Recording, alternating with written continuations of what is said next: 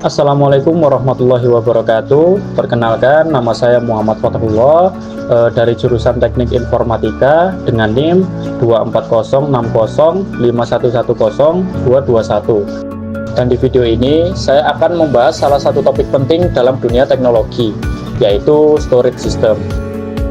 Storage adalah fondasi dalam pengelolaan data dan menjadi elemen kunci untuk berbagai aktivitas digital kita sehari-hari, mulai dari penyimpanan file sederhana hingga pengelolaan data dalam skala besar.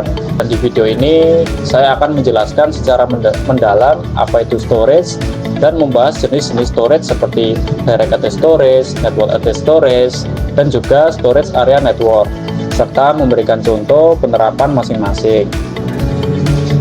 Jadi apa sih storage itu?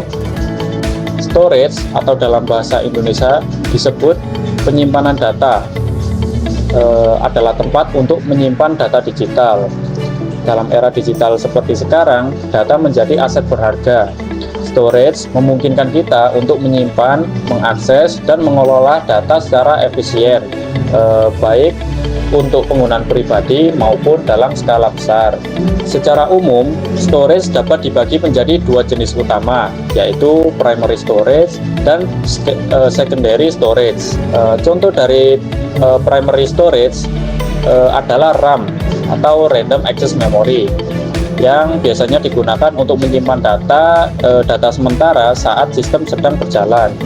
RAM memiliki kecepatan tinggi, tetapi data akan hilang ketika perangkat dimatikan. Jadi sifatnya adalah sementara. Sementara secondary storage, contohnya adalah hard drive atau HDD atau SSD, solid state drive. Penyimpanan ini bersifat permanen, artinya data tetap ada meskipun perangkat dimatikan. Secondary storage biasanya memiliki kapasitas lebih besar dibandingkan primary storage.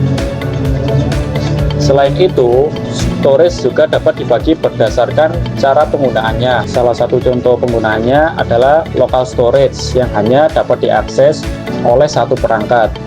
Yang kedua, share storage yang memungkinkan akses oleh banyak perangkat melalui jaringan. Nah, mari kita mulai dengan DAS atau direct attached storage. DAS adalah jenis storage yang terhubung secara langsung ke perangkat seperti komputer atau server melalui kabel, seperti USB, SATA, atau SAS. Contoh umum DAS meliputi hard drive, SSD portable, dan drive internal pada komputer. Nah, bagaimana sih cara kerja DAS itu? DAS bekerja dengan menyediakan koneksi langsung antara perangkat dan penyimpanan. Ini berarti data dapat diakses dengan cepat tanpa melalui jaringan. Dan adapun kelebihan DAS, kelebihan yang pertama adalah sederhana dan mudah digunakan, tidak membutuhkan pengaturan jaringan yang rumit. Kelebihan yang kedua, biaya efektif, harganya relatif terjangkau dibandingkan storage lain. Kelebihan yang ketiga, kinerjanya tinggi karena koneksinya secara langsung. DAS memberikan kecepatan transfer data yang optimal. Adapun kekurangan DAS, kekurangan yang pertama adalah akses terbatas, yaitu hanya dapat diakses oleh perangkat yang terhubung secara langsung.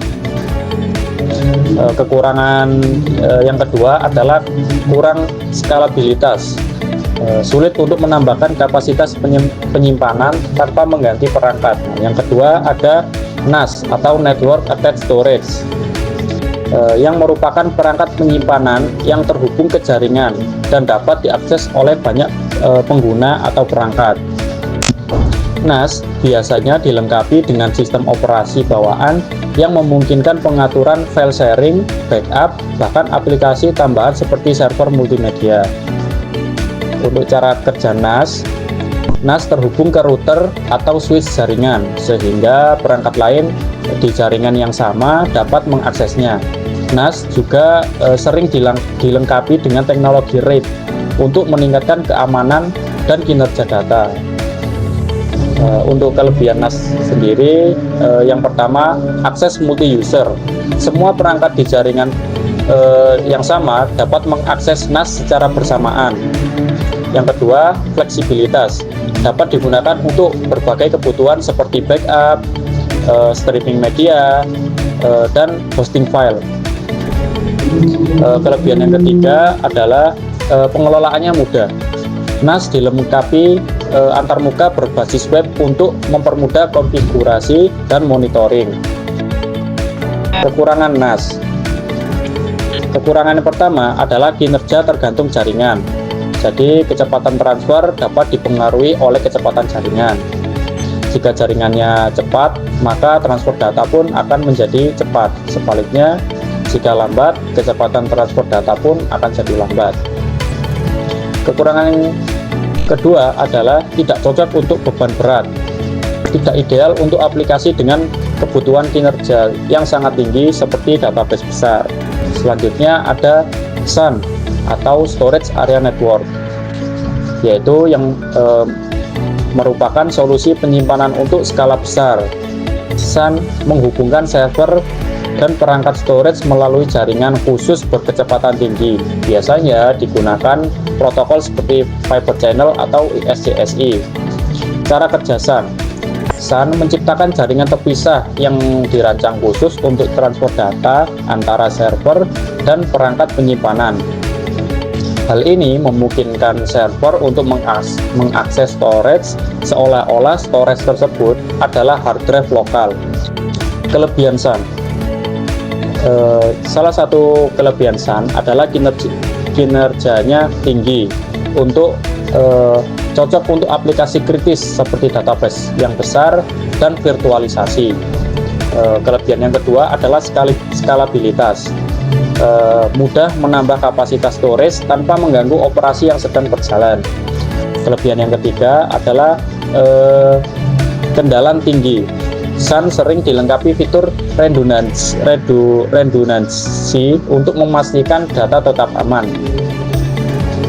Adapun kekurangan SAN, yaitu biayanya yang sangat tinggi, dibutuhkan investasi besar untuk perangkat keras dan infrastruktur. Contoh penerapan DAS, NAS, dan SAN. DAS digunakan oleh fotografer untuk menyimpan file foto dan video di hard drive eksternal. Contoh penerapan NAS digunakan di kantor kecil untuk menyimpan dan berbagi dokumen antar karyawan. Contoh penerapan dari SAN digunakan oleh perusahaan besar untuk menjalankan aplikasi database dan virtualisasi.